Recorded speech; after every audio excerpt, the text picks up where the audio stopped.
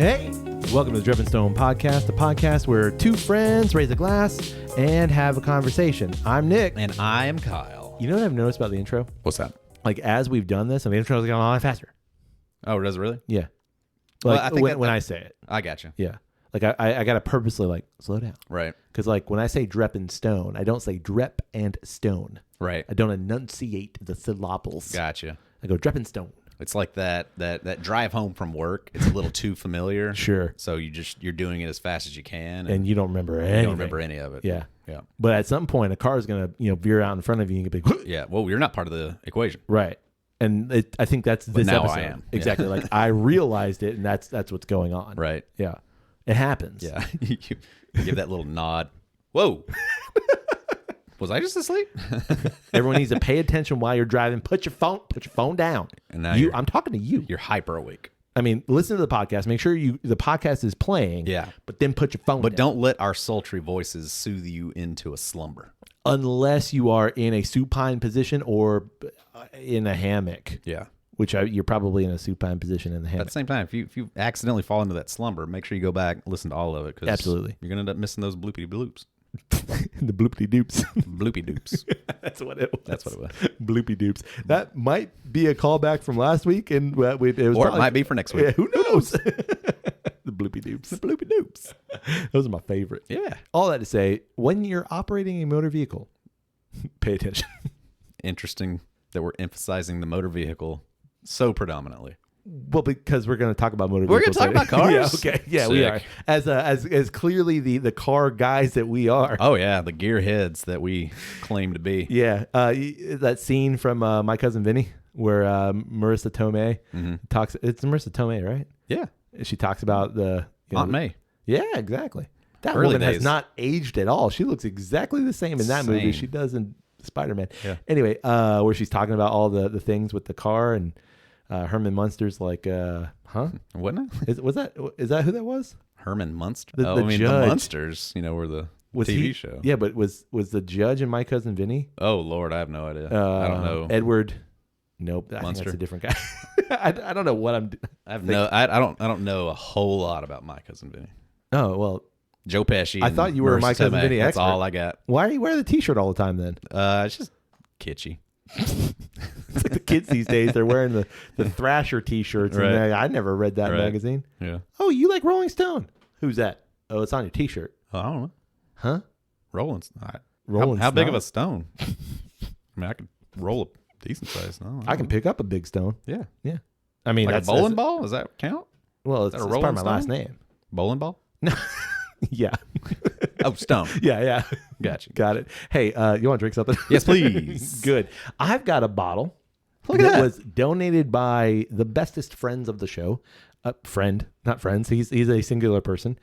This individual loves to donate bottles to us. Well, hey, it's a nice problem to have. I mean, to be fair, this is a bottle on loan. Sure, yeah. He's like you can't have this. Give it a shot. But you want to try it? I was Yeah. like, yeah, I do. You know it. And then I realized this bottle wasn't even opened. Oh, man. I It's know. a fresh crack. It's a fresh crack, and this Got to is give it back. yeah. Well, I mean, Fresh crack, then we're giving it back. come fight me. Man, Maybe it's that good. almost seems like sacrilege. What?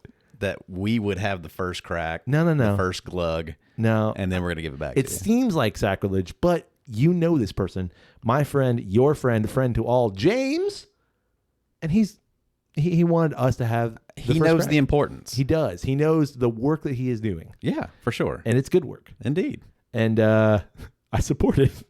I'm not going to, argue with it by any means. No. The bottle that I'm currently holding Yep. is the WhistlePig. I think you did it. No, it's the other way. There it is. Single Barrel Rye. Nice. Yeah, this is their 10-year Single Barrel Rye. This comes in at 107.9 proof. Impressive. I know. 107.9, but 54% ABV. Huh. All right. Which way are y'all leaning? Or are you being I mean, it should. not specific with? Because okay. one of these don't add up. Yeah. This is being a single barrel rye. This comes from barrel 133,832. or just 133832. I don't really know their numbering system. Okay. Yeah. It's a bottle exclusively for a big box retailer, which we will not name. But this comes from Warehouse 6. What's WHSC? What we decide on? I have no idea. Oh, okay. I think it's warehouse, but do they have different ricks within the warehouse?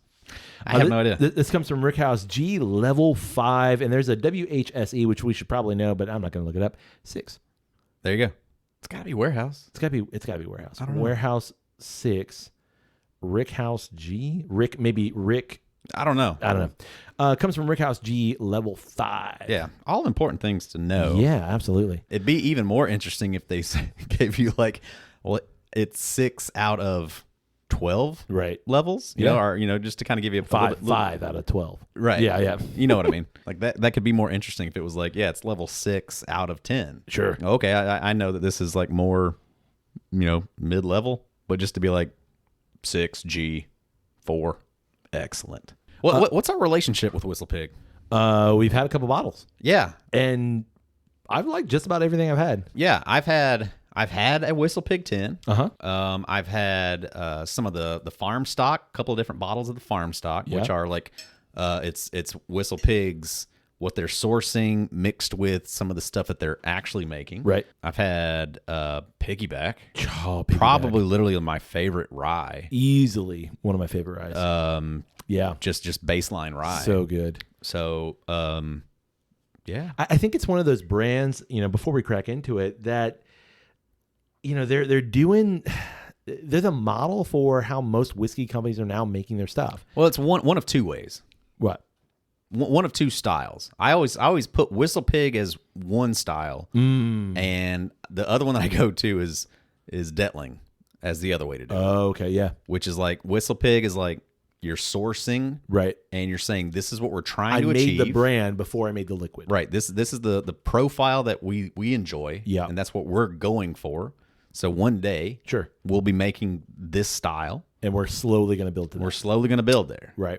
Or you can go the Detling style, which is maybe we don't age it quite as long as we'd like to, but we want to go ahead and get our products so you can have our taste. Yeah. Here's what we are. We are not sourcing this. This is us. This is us. Yep. You know, and in a few years, we'll give you some more of that age statement stuff. And I think we've discussed this before. There are positives and negatives to both ways of doing it. Indeed. And, you know, we won't rehash those. No. But we should get in this bottle. Yeah, we should. All right, here we go. Ooh. Did you hear that? I heard it. That was a deep pop. Yeah. Man, I'll say this. I love a WhistlePig bottle. Indeed. But I also know that doesn't sit on a shelf very well because, like, all right, I'm going to pour. Sorry. Well done, sir. I am a consummate professional. Yeah, I don't think you dripped a drop. You Well, I don't mean, that always happens. I'm just mean on your pants, on your shirt. It is sans liquid on myself. Sans. There ain't no liquid on me. No sand or liquid. Ain't no liquid on me. Ain't no liquid on me. I want to point out before we dive into this whiskey. Point at it, man. Hey! Look at that thing, man. Yeah, look at it. Yeah, that is incredible. Those of you on video, assuming the video has come out by now, but let's be honest, it probably hasn't. Who knows? But look at the lovely hand-painted, hand-drawn, hand-cut logo that we have now here in the Whiskey Cave. Yeah, pretty slick. It really is. Who did that? I think I did. Yeah, I think you did too, because Yeah. I definitely did it, because it would have said, this logo sucks. That's a joke for like just a couple people. That would have been good. Yeah. You could still do that. This logo sucks. Yeah, no, we wanted to put something here on the wall in the Whiskey Cave to start to differentiate some stuff, make it look a little different. Yeah. And we took an old barrel. Yeah. And we got whiskey barrel. Old whiskey barrel, yeah. We got a lid. I think it's a lid. It's got some markings on the other side. I don't want to divulge where this barrel's from yet. I will at some point. Gotcha. Sanded it down a little bit, and you painted these lovely cutouts of our mean mugs. Yeah, mean old mugs. And it looks fantastic, man. Yeah, it's cool. Yeah. Good idea on your part. Thank you. Yeah. Actually, I think that was your idea. No, I think it was your idea. Okay. I mean, I'll take a I compliment. think it was always your idea. Oh, okay. From the start of that. That's why you got it. We made it happen. You made it happen. And it's sexy. It is sexy. Anyway, there it is. shall we get into the liquid here? Indeed. All right. Color. Color wise, I did hefty pours now that I see. I'm happy you did. Sorry, James. I mean, you Sorry can't, when I go back into it. you can't set that Glencairn on the side. Oh, Riley. Auto Parts. Thanks for the Sponsor. Thanks for the plug. Yeah, thank you. Nope, you can't set it on the side. Dark golden. Yeah, I'm gonna go that orangey amber color. Yeah. I got a little cork floater. Oh, good for you. Yeah. Adds some extra texture. It seems thick. It seems like it should be a little oily. A little viscous, if you will. Yeah. I know that we already read some of the information, but we did a little banter in between there.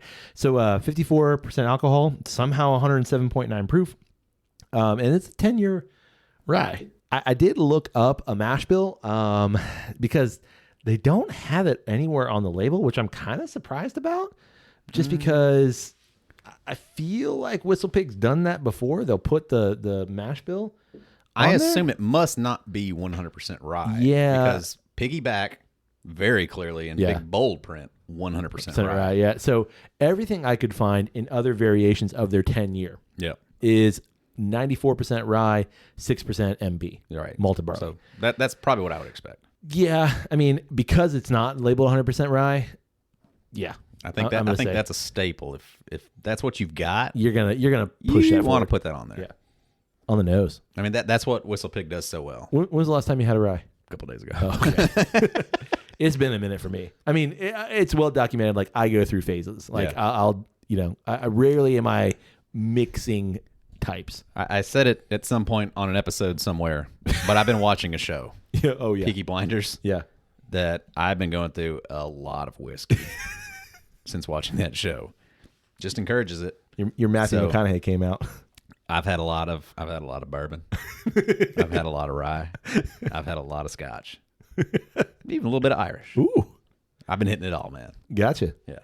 All right. Well, I have not. I have not had a rye in a little while, and man, what you were gonna say something? It's what WhistlePig does really well. Yeah. Is that they I mean, especially the 10-year. This is not as rye punchy as the piggyback. Nope. And so that's obviously like why I think that is probably the appropriate mash bill. It's probably got a little bit of malted barley in there to kind of soften it, maybe add a little extra sweetness. Yeah, around the edges. Mm-hmm. But it is damn delightful. It's not as piney as I would think something with that much rye would be. Yeah, no, it goes more into the rye spice than Yep. it does piney or cinnamony. Yeah, the cinnamon's not prevalent on the nose. In fact, like I might be reaching for it.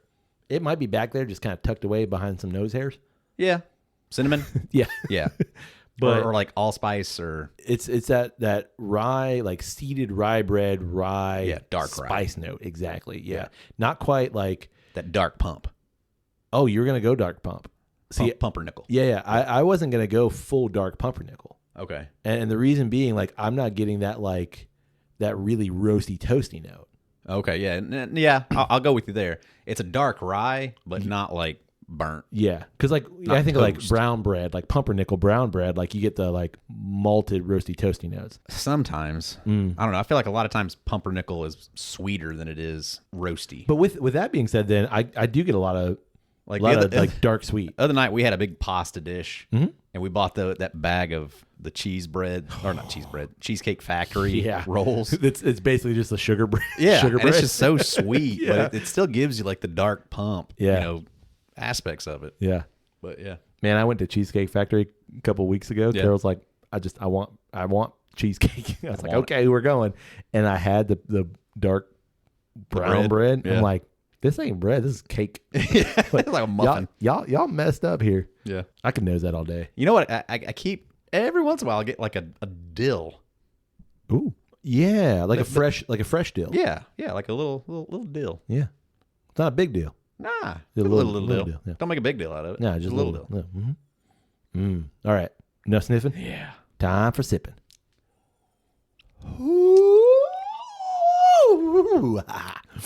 Whoa. Man. Ooh, hold on. I got that Vermont hug or that Canadian hug. I don't know which. Product of And Vernata. Vermont. Whew. Oh, wow. Okay. I gotta do a second. Yep. Second sippy sip. Okay. Initially, like, I was just punched with proof. Yep. And I'm not displeased about it. It's just like, because it's such a rye forward palate. Yep. That it's like grabs you by the gooey bits and says, hang on. Yep. Here we go. I'm getting a vanilla bomb. Yeah. Yeah. Like vanilla icing. Totally. It's like you take like Duncan Hines vanilla icing and just put a bunch of rye seeds in it or something. Or like on some dark pump. Actually, that's perfect. Yeah. Yeah. 100%. One of them Like sweet rolls. Seeded dark pump. Yep. Yeah. With a bunch of vanilla icing on it. And a sprinkling of dill. Sprinkling of dill on top. It's a delicacy. Totally though. Like that's what it is. Man, that's delightful. It really is. It's like, it's sweeter than I'd expected with as high of a proof it is. 107, 108, 107.9. Like, man. 107.9. The beast. The pig. Keep doing it backwards. I think it's easier to do it. That's not too bad. That's pretty good. Man, yeah. What I really like is that the rye notes absolutely are there, but they're offset by the sweet, which normally I would say is a negative. But in this case, I think the proof is what's carrying that forward. Yeah.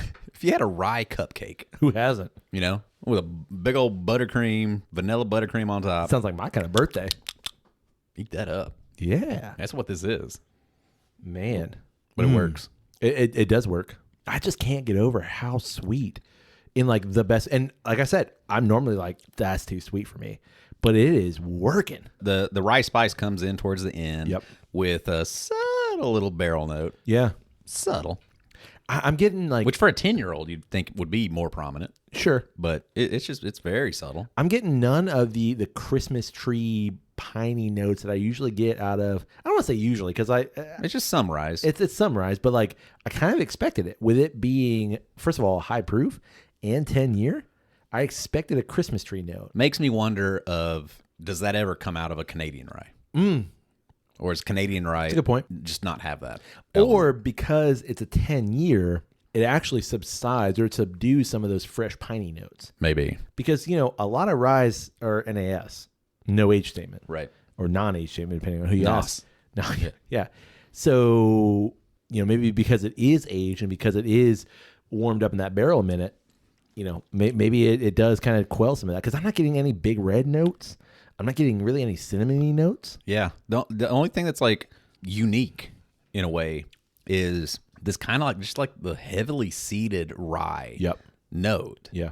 That does kind of stick out as like, it reminds me of an everything bagel. But instead of the poppy seeds, it's rye seeds. It's like that sweet, malty, like not fried, but like baked, kind of crunchy. Right. And then rye. Agreed. That is fantastic. Gosh dang. WhistlePig is one of those brands for me, man. Like, it's everywhere. I see it everywhere. Right. And I just, for whatever reason, I don't gravitate toward it enough. Well, I think it also speaks to the single barrel. Mm-hmm. God dang it. You can get a great single barrel. Absolutely. And James picked a great one. Knocks your shoes off. Sure. And yeah, this one's great. It's been a minute since I've had WhistlePig 10. Right. I mean, it's been 4 or 5 years at this point. Plenty of piggyback. Yeah. And can't say enough about how amazing that stuff is. Sure. But yeah, just the WhistlePig 10, it's been a minute. I think I tell you why. You kind of, it's nice to be reintroduced. It's a weird price range. Yeah. It's a little on that higher end. It's not, it's not pushing over 100, but it's like anywhere between that mid 80s to maybe mid 90 bottle. WhistlePig 10, just straight WhistlePig 10, not a single barrel. Yeah. It's coming down. Okay. It's like in that 60, 65, 70 range now. Maybe I just haven't. If you find the right store. Gotcha. The stores that are probably more correct. Yeah. Is what we're trying to say. It's come down. Okay. Just the 10. Okay. I still see, like, I saw the 12-year-old literally yesterday at a store, which was a secondary store, and it was like 120. I see. Granted, sure, that is a secondary kind of thing.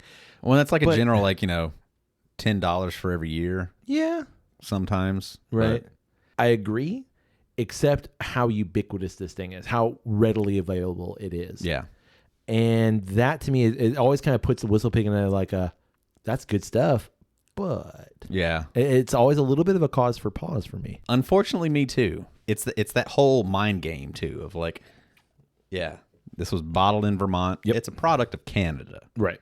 Okay, so I know that this is sourced whiskey. Sure. Does that affect anything? I know, like, there are some stores nowadays, if you go in and you look at the WhistlePig section, there's a dozen 30. different varieties. Yeah. They've got, like, this road stock thing. Yeah. They got the piggyback. Now they make, like, piggyback bourbon. Yep. Like, there's a huge array of, like, there's this whole, like, racing category Yeah. that they've got of, like, They're doing a lot. they're doing a lot. So there's certainly that, but I totally agree. Like, there's something about it that it's like, it's weird to pinpoint where do I place this in terms of value. And I mean, I hate to keep mentioning piggyback, but that's why I think that product is so perfect. Yeah. Because it gives you everything that this does. Yep. It's a little more rugged, but it also is $40. Yeah. And 100% right. And 100% right. And 100% delicious. Yeah. Which I'm going to tell you, this is fantastic. Like, Oh, yeah. I really like this bottle. Yeah. Delicious. Well, now that we got a great drink, Kyle. Yep. What do you want to talk about this week? I thought we talked about cars. Oh, yeah, we already mentioned that.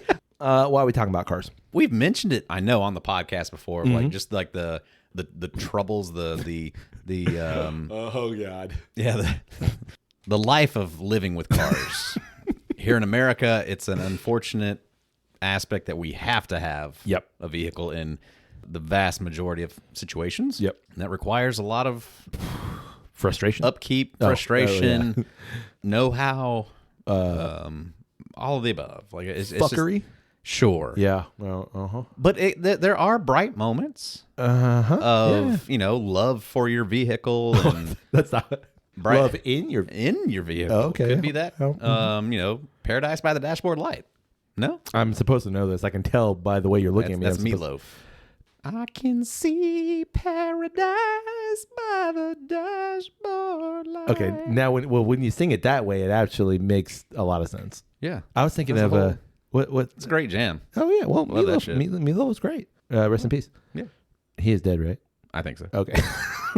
Sorry, Meatloaf, if you're not. No, he definitely is. Yeah, Like, he, you know what? Like, you bring up here in America, and while I have traveled extensively, the majority of that travel has been in America. Sure. And the only place, I don't want to say it this way, but like the only place where like I do not want a car is New York City. Yeah. Like, I've been to other places where like you could get around without having a car, but like New York City, you do not want a car, and it's super easy to travel. I can say that, and I can say Chicago. Okay, I've not been to Chicago. Chicago. Absolutely, I Was can there see- for a week. Yeah. Didn't need a car. I could absolutely see that. Granted, a lot of that was due to where we were staying. We were 2 blocks from a train. Yeah, That we could hop in, take it downtown. exactly. So, had we been just a little further away from a train station, Might it have might have been been a necessity. But still, I think could have Ubered and made it work. But in our travels this past summer, when we were in Italy specifically, man, I never, granted, we were in a big city, we were in Rome, but I never felt like I needed a car to get places. Yeah, it's usually the opposite. Yeah. Like, man, I'd rather do anything other than a car. Correct. But I will say, when we were in Ireland, I loved having a car. It was Right. great. As terrifying as that was at some points, it was fantastic. Yeah, I think it's when you're visiting a place and you are able to enjoy a city, a metropolis, and get around without the car, you appreciate that. But as soon as you are able to escape that and Exactly. get out to the countryside and see that side of wherever you are, Yeah.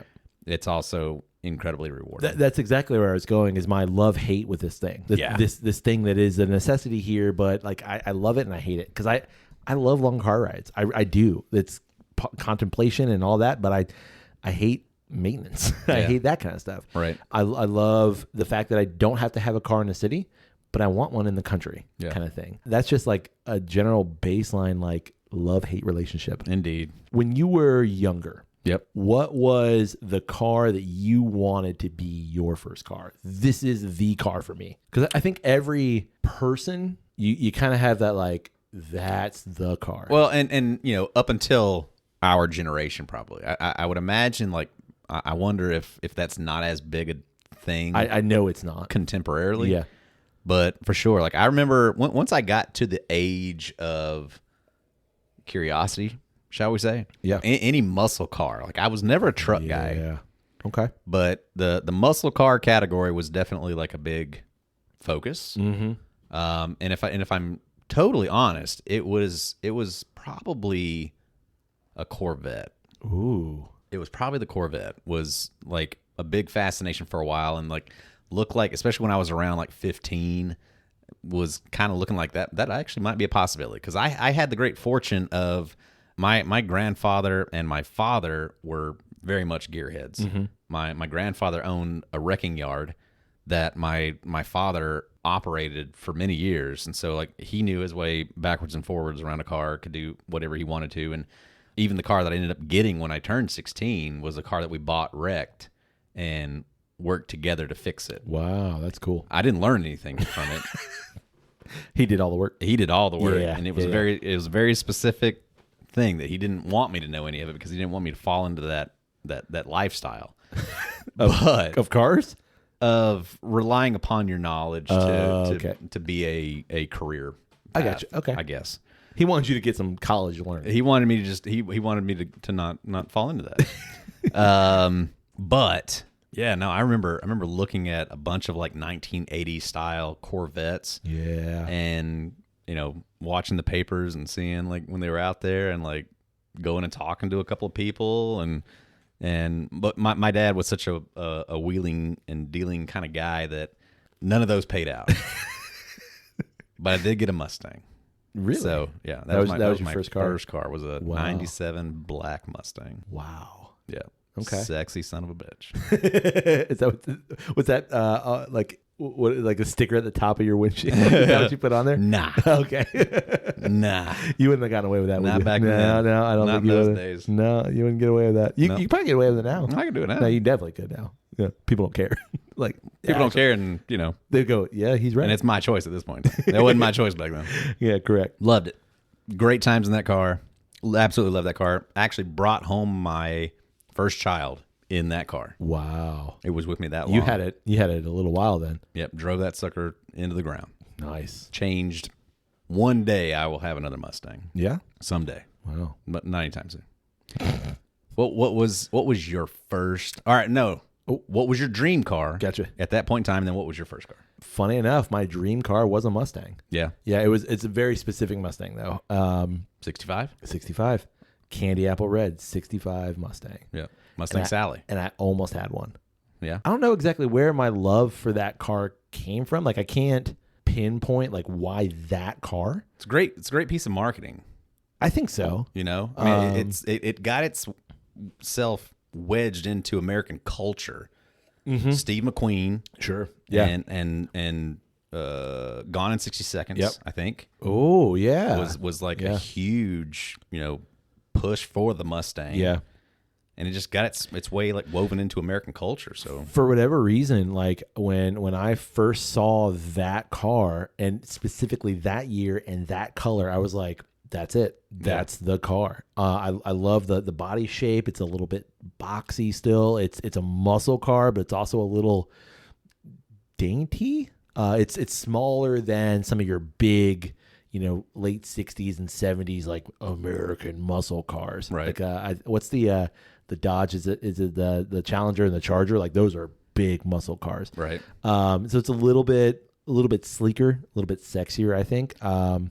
It's obviously the response to the Corvette kind of thing. Right. And I love that color specifically because it just looks fast. Yeah. I like it. And I actually like when Iron Man, little candy apple red. There it is.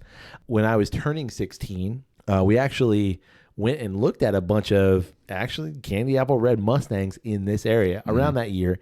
And they have a lot of problems. I mean, anything like that in that age range, you got some problems. Sure. So it ended up not working out. I didn't get that.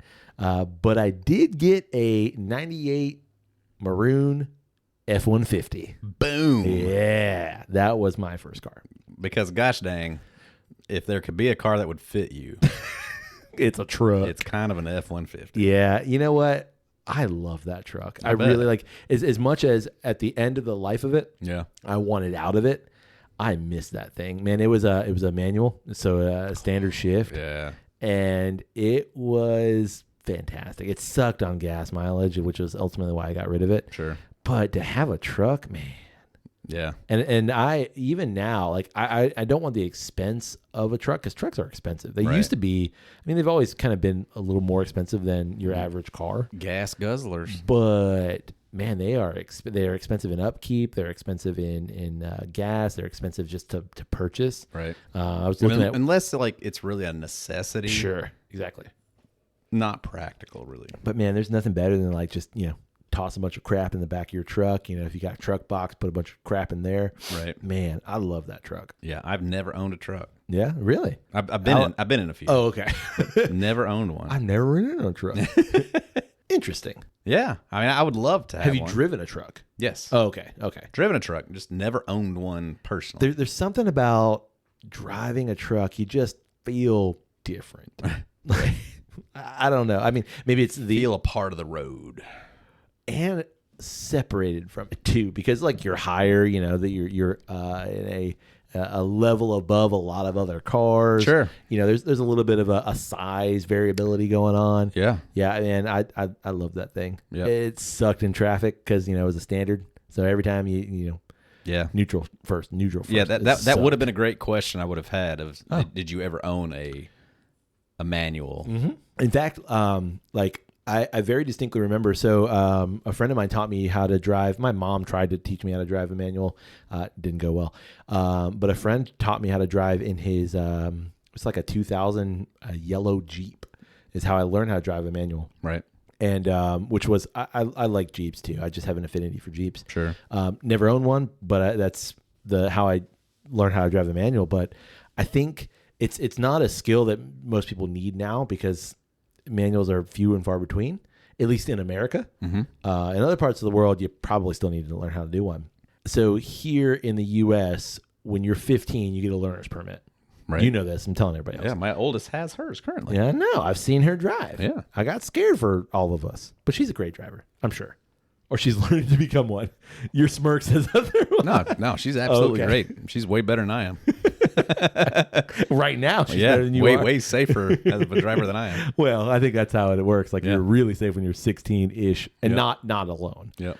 So you're 15, you can get your learner's permit, like your daughter has. Yep. When you're 16, that's when you get your driver's license, or you can. For us, I think it was a bigger thing than it is now, like you've already mentioned. Sure. But I remember when I got my learner's permit, which is, for those of you not here in the U.S., it's you can learn how to drive on the road with a licensed adult. Yes, you take a paper test. This makes It's no sense. it's probably on the computer now. Yeah. I don't know. No, you take a little test. You get a little card, which means it's actually like a legit, like it's a license. like license now. I'm just going back to my It's a piece day of and age. paper. Jethro wrote on it. Kyle can drive. Signed it out. Pencil. Yeah, but no, you can drive with a licensed driver Over 21, I think. over 21 and up until like 10 o'clock at Yeah, night. something like- there's there's a some bunch of like regulations, but essentially that's what it is. Like you can ride, you're allowed to drive on the open road with another certified driver. Perfect. Absolutely perfect. Man, after taking that paper test, which you've probably had zero, not probably, legally you've had zero road time. Most people, most adults. I've been driving since I was 8. Right. That's what I'm saying. Like, Okay. Most people will teach their child to drive in like a parking lot or maybe like an abandoned, Walmart or something like that. Great question. When was the first time you drove a car? Okay.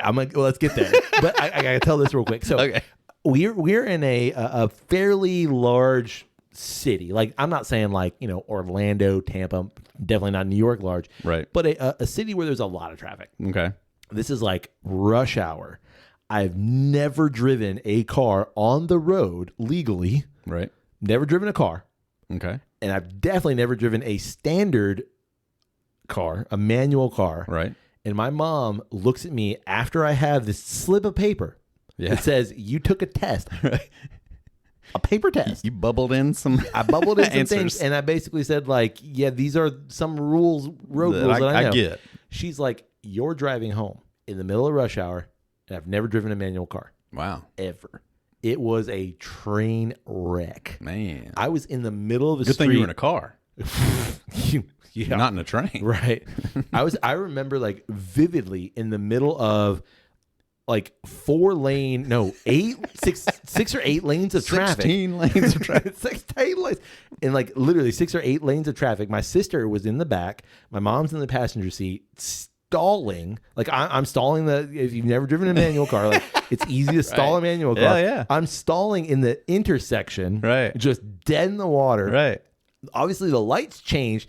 The light changed 3 times before I figured out how to move the car. Was this a sink or swim? Yeah, that's exactly what it was. Yeah, Wow. yeah. And people are like driving around me, beeping at us, like getting pissed. I'm like, I'm so sorry. My mom's like, just figure it out. Figure it out. Interesting. Figure it out. Man.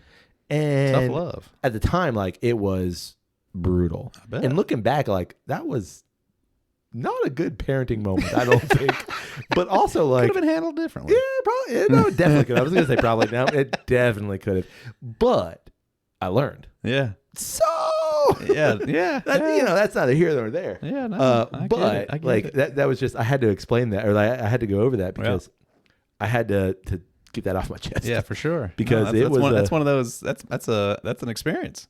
Yeah, like That's like that's probably one of those life experiences of like you were a person before that experience, and then you were a different person after that experience. 100%. Yeah. And like That was the day I started punching cars. I will say this, like when I see someone who is driving a manual car and I see them stall, because like you kind of what that looks like. The car kind of jumps and lurches a little bit. Exactly. Yeah. I'm really sympathetic to that person, and it's always like you stalled it. Bummer. But I'm also like, I get it. Yeah, get the hell out of the way. Yeah. Punch your car. No, but you know what I mean? Like I'm also sympathetic because I understand like even someone who's a veteran at driving a manual or standard, like you're going to stall it at some point. Oh, yeah. And I'm always like, I chuckle because my... And we're in Florida. We have very few hills that you have to worry about. So when you are on a hill and like... Yeah. Yeah, exactly. You get like that person sweating. Deep sweats, yeah. Yeah, I will always remember that. Yeah. What was the question from earlier? Your first time driving a car. Give me a guesstimation of how old you were. Yep. And then give me the scenario. Okay. I'm going to say 9. Okay. Maybe 8 or 10, in that age range. Sure. And my grandfather bought a big ass black Lincoln off some person. I don't know. He's like, this is a car I want to do. My grandfather knew nothing about cars. This is my grandfather on my mom's side. My grandfather on my dad's side knew a lot about cars. So, I mean, we're basically saying a tank. A boat. Yeah. Yeah. He bought this car, and they kind of lived out in the sticks a little bit. Yeah. He was in the driver's seat, my grandfather, and I was in the passenger seat, and he was like, here, you're driving now. Basically, I was steering. Yeah, and I drove from their house to this like neighborhood that they built here in Florida, and maybe other places too, but they like build out the roads first, and then obviously they fill in the houses later. Yep. Well, this place was like abandoned. Like they build out the roads, so all the roads are paved and they're ready to go, but the housing development never went in. Gotcha. Like for a good 10 years. And so like that's where I learned to drive. I drove there, and then he's like, get in the driver's seat, you're driving. And I was probably about 9. What about you? I'm laughing because, like, ironically enough, like where I grew up in North Alabama. No. I don't know if you know this. I don't. Muscle Shoals, Alabama. So I grew up in Muscle Shoals? I grew up in an area which is known as the Quad Cities. Oh, all right. Quad. So yep. So it's Tuscumbia, which is where I'm from. Yep. Me and Helen Keller, only 2 famous people ever to come out of there. And then Muscle Shoals, Sheffield, and Florence. And it's all just this little hub right around the Tennessee River. Yeah. Sounds delightful. Idyllic. There's another famous person, Henry Ford, that wanted to build a plant to make his motor vehicles. In Tuscumbia? And he wanted to do it in Muscle Shoals. Right across the river.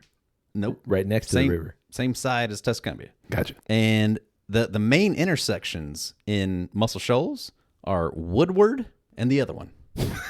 Avalon. There it is. Woodward and Avalon. Okay. I can picture it. That's the main intersections. Do you know the main intersections of Detroit? Woodward and Avalon. Woodward and Avalon. Interesting. So it was originally supposed to be in Muscle Shoals, and there was an entire. Can I clarify something? Yep. Is that where the Swampers are from? The Swampers. Yeah. Okay. Muscle Shoals has got the swamp. Yeah. Okay. They've been known to pick a song or two. No. Play? They've been known. Is it play? I've been known to. I know. Anyway, And for the longest time, like that same situation, like there was neighborhoods that the roads had been paved, expecting for the millions of workers that were going to come and work at the Ford plant. right. Like all that shit was done, and then it got thrown out to Detroit. Oh, like That. Whoa. It's like so like that area was supposed to be Detroit. Wow. I didn't know that. That's kind of cool. Yeah. There's a lot of crazy stuff like that. Is that so? That's where you learn to drive. Is this like? No. Oh, okay. No, hell no. No. I didn't know that till I was like, like in my teens. Oh, okay. Like another crazy thing is like there was a point in time in like the late 1800s that Tuscumbia and Atlanta had the same population size. I mean, that's probably true of a lot of cities. In the 1800s, like late 1800s, like post Civil War. Like granted, Atlanta got burned to the ground, but still, that Tuscumbia, Alabama, really and burned to the- Atlanta. Oh yeah, okay. Atlanta Yeah, was yeah, toasted. yeah, Have you yeah, never yeah. seen No, that? I have. At the time, there was a main railroad hub in Tuscumbia. And everything that like kind of came from the coast over kind of came so through there's a big- Tuscumbia. Yeah. Everything from the north to the south had to kind of come through Tuscumbia. But then when the railroad ceased to exist, not a big deal anymore. Gotcha. Wow. Yeah. It's a weird, like, Thomas Jefferson wanted to make Sheffield, one of those little towns, Yeah. the capital.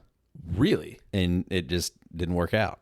Wow. Yeah. That's interesting. Like, there's so many, like, really kind of weird things about that area. Yeah. Just fun, That's interesting cool. shit. But, so, when was the first time you drove a car? first time I drove a car, I was probably about, like, 6. Holy shit. And it's just crystal clear memory of, we were at a car dealership. You can't even reach the what are you talking? I mean, like you can barely reach the pedals now. Yeah, but what can you reach? You can reach the steering wheel, Sure. and you can reach that shifting stick. Uh-huh. All right. But you can't see over the dash. Nope. But that ain't driving, is it? I'm controlling this shit. Okay. So I grew up in the sticks, man. Like I grew up out in the country, and so we were at this. I'm gonna say that we were at a car dealership, but it was like a dude that sold cars out of his yard. Yeah, I know that All right. place. So we're pulled up I've seen there. that place. It's just me and my dad. We pulled up. My dad's out talking to the guy. They're looking at cars, and like I said, my dad worked for a wrecking service. So they're probably dealing some stuff. I got bored. I went back over to the car, jumped in the truck into the driver's seat, grabbed hold of the steering wheel, had a little fun there, reached up and grabbed the stick, Yeah. and popped that sucker down into drive, and we started coasting. And I can remember looking out the door. Like we're doing it. Door's still wide open. Sure. And I'm like, I'm moving. Here we go. And like I can remember looking, and there's a tree. Don't want to hit that. And so like I remember like pushing over, and then there's this very clear memory of me looking out the door while the door is wide open. Yeah. And some gentleman, not my dad, running beside the car and jumping in, like throwing my ass out of the way and slamming that sucker in park. I want to know what the conversation between your mom and your dad was when you got home. I wonder if my mom even knows. Like she may not even know this story. Well, good thing I remember it to the podcast. I remember that crystal clear. Like that, Wow. that's a funny one. Like where my dad worked at the wrecking yard. Yeah. It was a huge complex where they had all these wrecked cars. So they had a golf cart. So from a very early age, I was driving that golf cart all over the place, and I definitely hit some cars and ran into some chain link fence and one does. messed some stuff up. Yeah. Is what it is. And that wrecking yard was probably like, I don't know, a couple of miles from where I grew up, which was up on top of this hill. Yeah. We called it a mountain, but it was like a big hill. And I have very clear memories of driving home and my dad being like, "Hey, come on over. drive us home. You're driving. And like he would do the pedals, obviously, because I couldn't reach. But by God, I'm steering doing that the thing. Yeah. Unless there was a big curve that like I couldn't get it all the way around that he would assist on. But yeah. I don't know if you can get away with that today. You could back then. No, you're probably right. Okay, so how many cars have you owned in your life? Oh man, I'm gonna ballpark this. Sure. You know, because I'm not getting into like really technicalities. 8. Wow. Yeah, I don't think it's that many. I drove that Mustang into the ground. Yeah. I had that sucker for quite a while, and by that point in time, obviously, had already met my wife. And then counting the cars that we've had since then, like we tend to do that. We tend to like we drive it until we can like not like push it into the CarMax parking lot and say like, take it. We don't want it anymore. It's been paid off. Yeah. We're done with it. Can you? We're here to buy a different one. Like I will pay you to take this car. There's certainly been times that we've pulled up and like, you'll give us money for that? Count it. Yeah. Good. Yeah. Go ahead. It's yours now. Done. Yeah, I think it's been 8. Wow. Definitely less than 10. Yeah.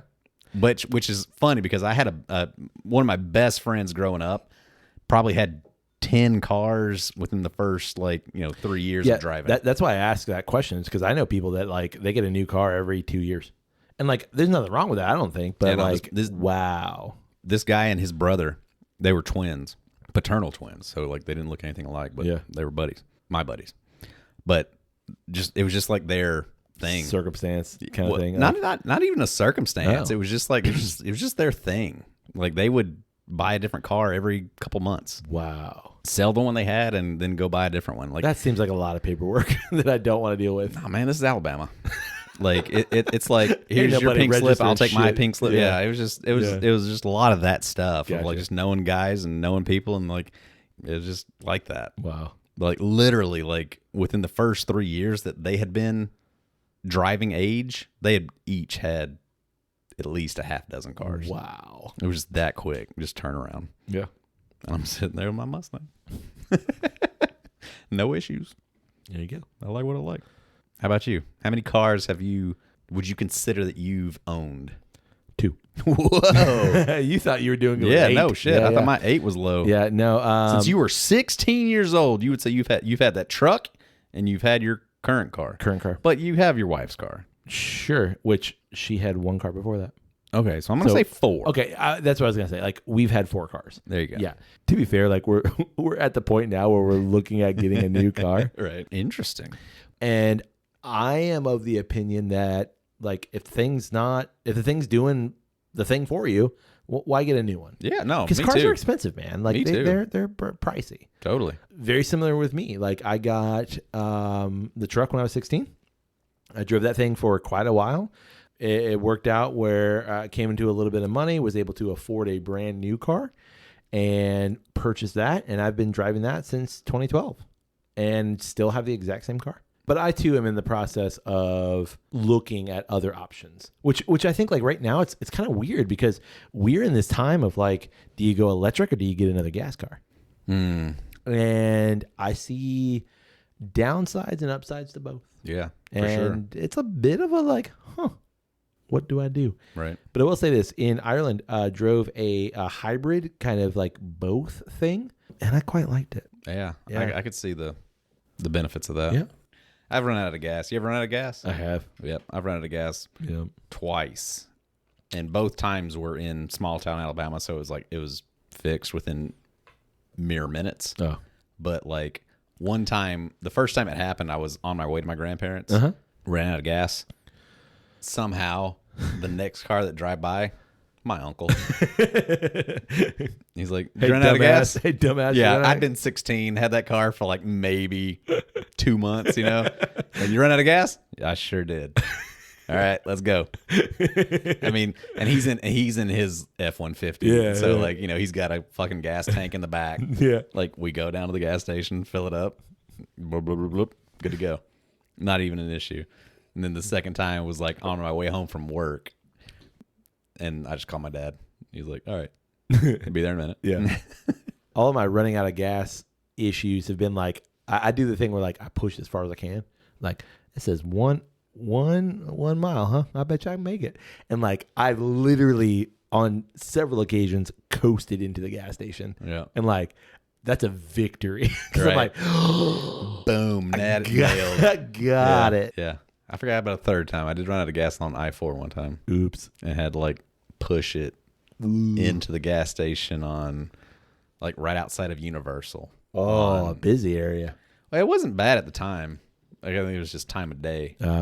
But like literally like Universal was like across the street. And like I had to push it into the gas station. Okay, what if you could have let's end on a high note. So what was your most terrifying experience in a car? All right. So again, going back to Alabama.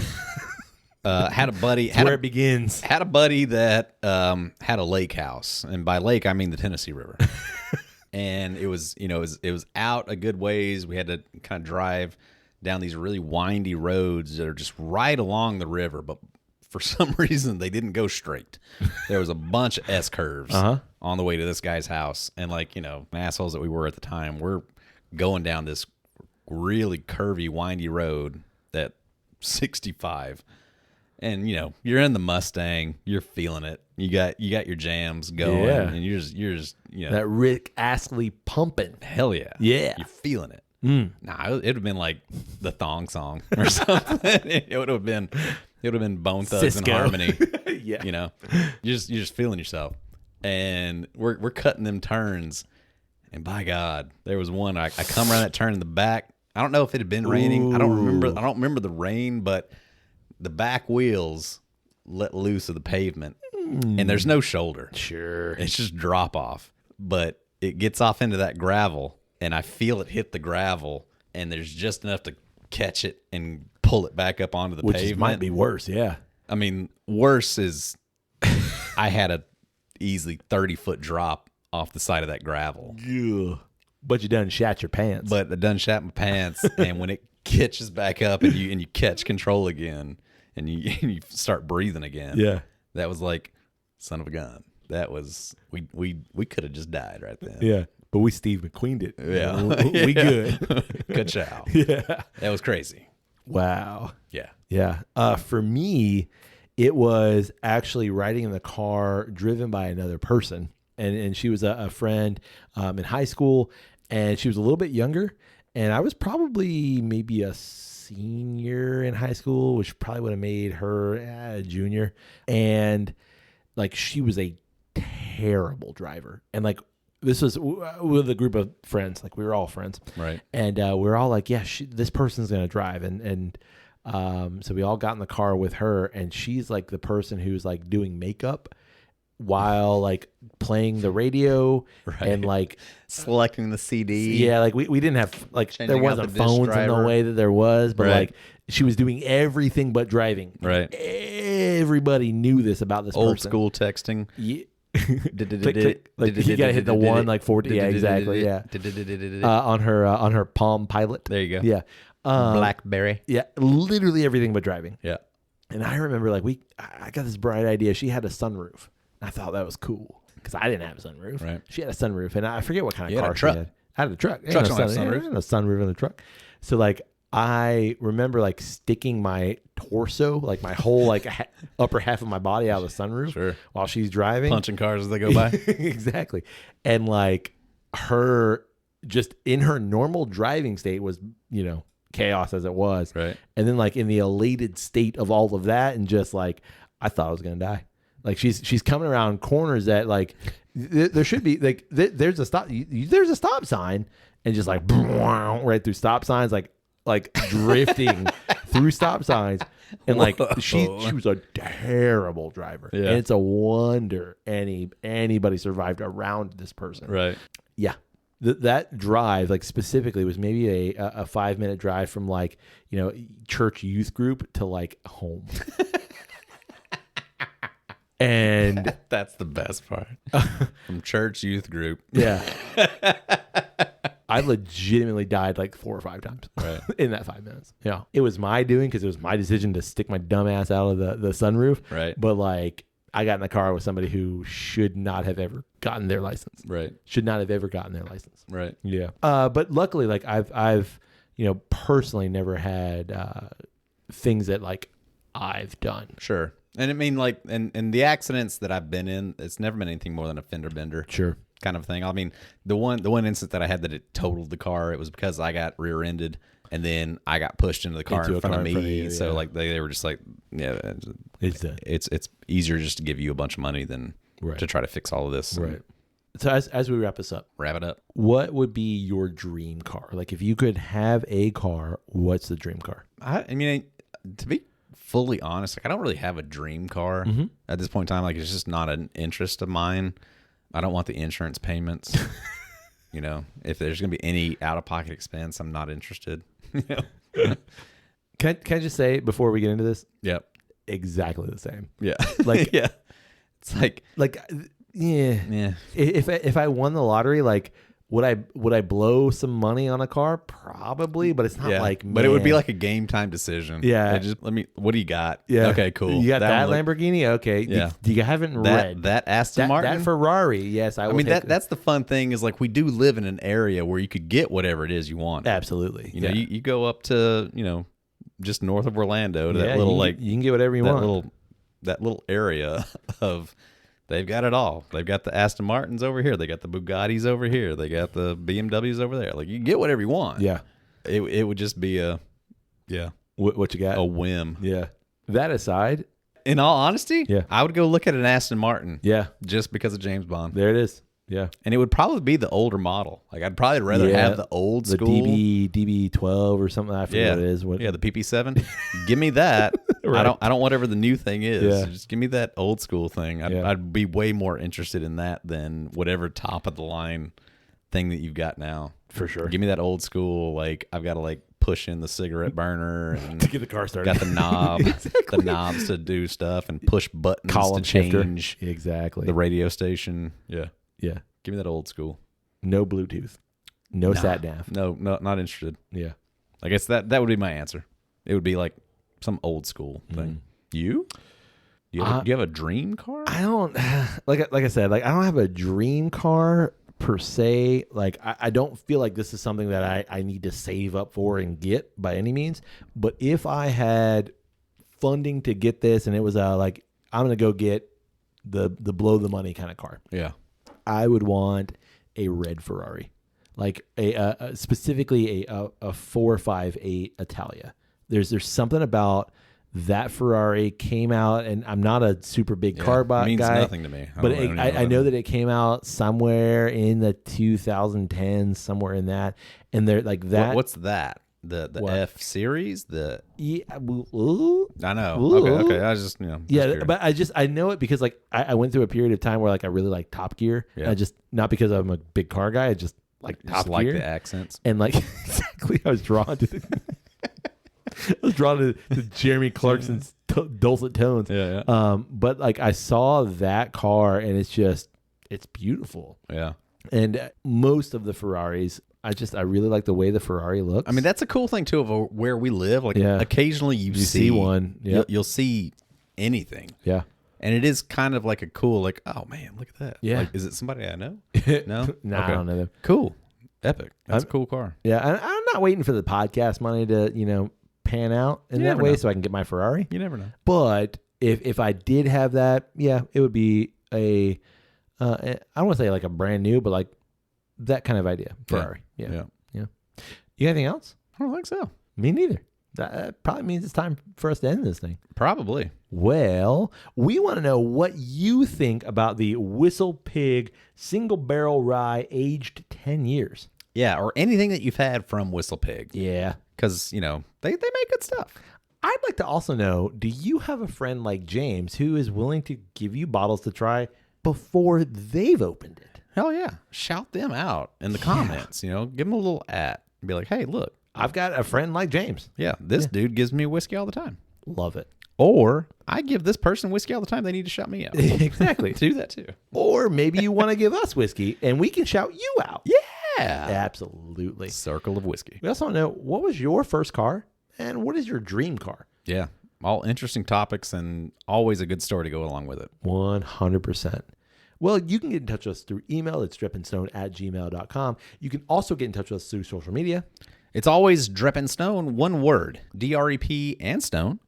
Wherever you like to socialize your media, I'm sure we're there doing the same thing. Probably. Are we on that Threads yet? What's that? Good enough. You can also... We'd love it if you support the podcast. You can do that through our Patreon page. It's patreon.com/drepandstone. Keeps everything working smoothly. Yeah, as it's meant to be. Exactly. A lot of cool content on Patreon, a lot of episode notes, some kind of like short little series things that we do back and forth. A lot of cool things going on there. Oh, a lot of old school stuff that we made and didn't appropriately use. But it's all there. It's all there for you. Exactly. You can also... A treasure trove. Indeed. You can also support the podcast by rating Drep and Stone wherever it is you find great podcasts like this one. And finally, Kyle. Sir? You can support the podcast by telling someone about Drep and Stone. Yeah, it's the easiest and most friendly way to spread the good word. Exactly. You're at a red light.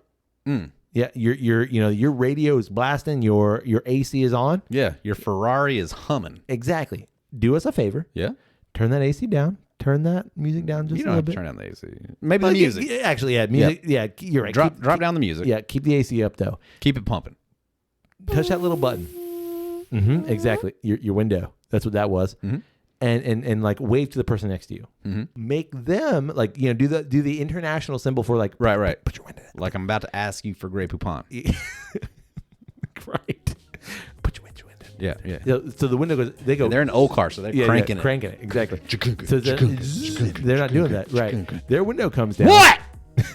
Excuse me. Yeah. You heard about Drep and Stone? No. You should. It's a great podcast. You're gonna love it. Okay. Yeah, they talk about drinks. Yeah. And they talk about pop culture. Pop culture. Yeah. They talk about films. Yeah. They're talking about cars right now. No kidding. You're in a car. Yeah. I'm in a car. I'm in a '65 Mustang. Are you? That's what that is. Well, this is a Ferrari. What? I know. They're both red. Yeah, it's sexy. You want to go? Go where? Like race. Oh, yeah. Well, there's a cop over there. Yeah, no. Actually, now that I think about it, we probably shouldn't. Okay. But hey, the light's green. All right, I see you, buddy. Okay, bye. What did you say the podcast was? Drep and Stone. DREP and Stone. I'm going to look it up right now. It just goes like that. That's easy. It's pretty easy. It's not that hard. And effective. Really effective. That person will probably never forget that experience. They definitely won't. Yeah. And the fact that they were like driving 65 in Florida and like got to reach over and like crank their window back on the right. Exactly, because they're in a 65 Mustang with a crank down window on the right side of the car. Exactly, because again, America. That's tough. Yeah. So, on that note. Hey, buddy. May your glass overflow and your ass never show. Cheers, buddy. Cheers.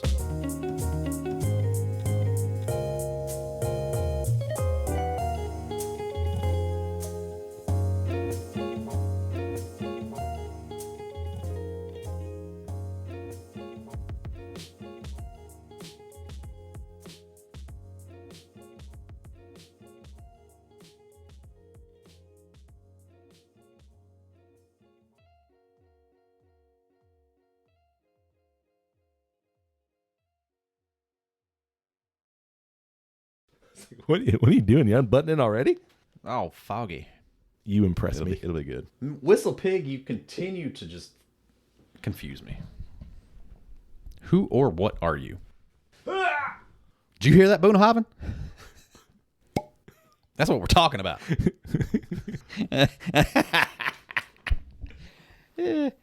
I had to, not I have to. Oh, I'm not.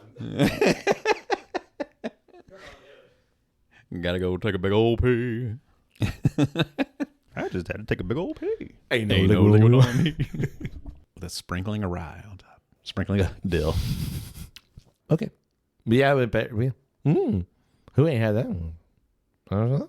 It's one of those deals? It's one of those deals. Oh, candy apple. That's some of that southern hospitality. Like, I'm tired of this shit. It's me, Gina. Remember me? Nah. Yeah, Gina. The new Beetle? Yeah. I mean, when it came out. Oh, sure. People loved it, but yeah. Anyway. I mean, I'm not saying I want it now. No. I'm just saying when it came out. Though, it's like people love the PT Cruiser for some reason. I'm sorry. Indeed, they did. R.I.P. Well, we're on an airplane. I know. I'm sure we are. We're not. What is Threads? Unless you've done it. Oh, is Threads new? Threads is the... that's the Facebook, Twitter? Yeah. They haven't made the Twitter Instagram yet, but it's coming. Yeah, sure. XP. X photos? Gotta be careful. Man, we might have just branded it for them. Yeah. You're welcome, Elon. Damn it. Feet pics? Sure. Beard tugs? Mustache twirls? Woo! Yeah. Nope.